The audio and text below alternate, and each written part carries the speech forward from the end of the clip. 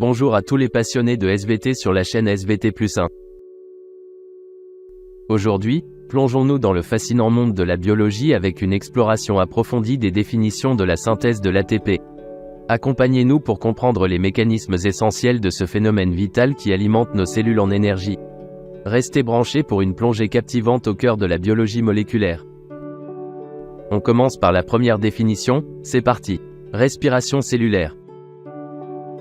La respiration cellulaire est la dégradation complète du glucose en présence d'oxygène, ce qui produit du CO2 et de l'H2O, résidu minéral, et une quantité d'énergie qui peut être stockée sous forme d'ATP. La glucose. La glucose est un glucide simple, monosaccharide, à 6 carbone, C6, et qui constitue le métabolite énergétique principal de la cellule. La glycogène. La glycogène est un glucide complexe formé par une chaîne de molécules de glucose, polymère de glucose. C'est la forme de stockage du glucose au niveau du foie et de muscles.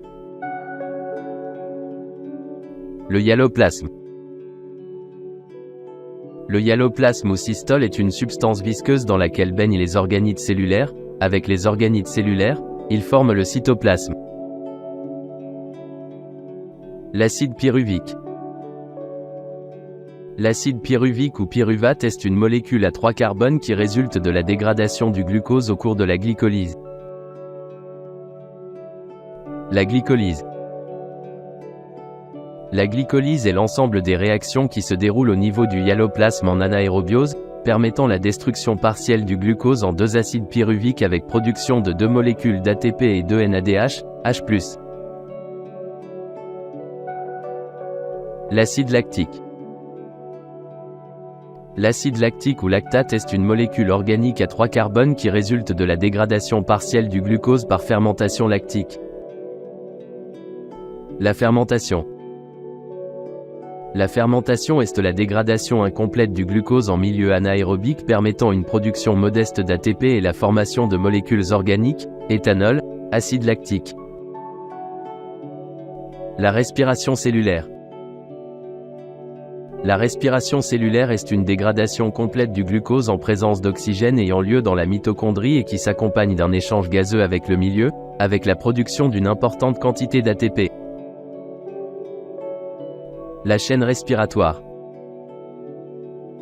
La chaîne respiratoire est l'ensemble de complexes protéiques de la membrane interne de la mitochondrie, responsable du transfert des électrons à travers des réactions d'oxydoréduction depuis les transporteurs réduits, NADH, H+ et FADH2, vers l'accepteur final O2 qui se réduit en H2O.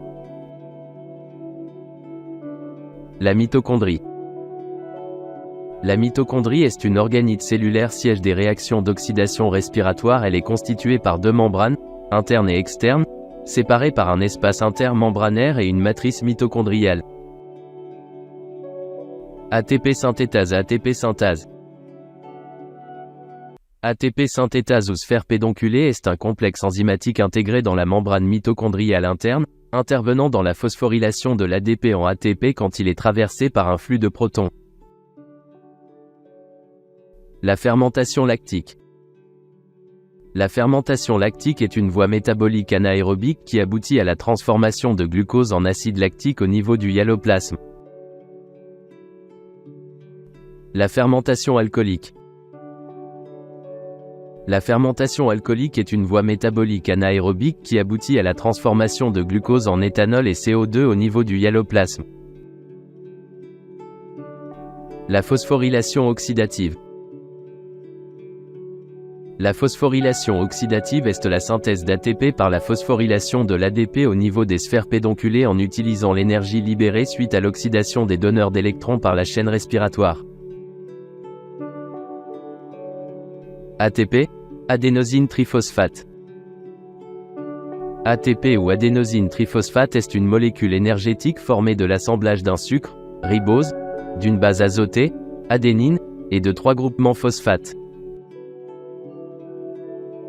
Le cycle de Krebs. Le cycle de Krebs est un cycle de réactions chimiques qui se déroule dans la matrice mitochondriale qui assure la dégradation complète du radical acétyl. L'acétylcoenzyme A. est une molécule qui résulte de l'association du pyruvate au coenzyme A au niveau de la mitochondrie. Le rendement énergétique. Le rendement énergétique est un rapport, en pourcentage, entre la quantité d'énergie potentielle disponible, stockée dans le métabolite, et la quantité d'énergie que la cellule peut stocker sous forme d'ATP. Le potentiel redox. Le potentiel redox est une grandeur exprimée en volts qui permet de prévoir la réactivité des espèces chimiques. Plus le potentiel redox d'une molécule est grand, plus elle est capable d'arracher des électrons à d'autres molécules. À la fin de cette vidéo. À vous, chers spectateurs, un immense merci pour avoir visionné cette vidéo.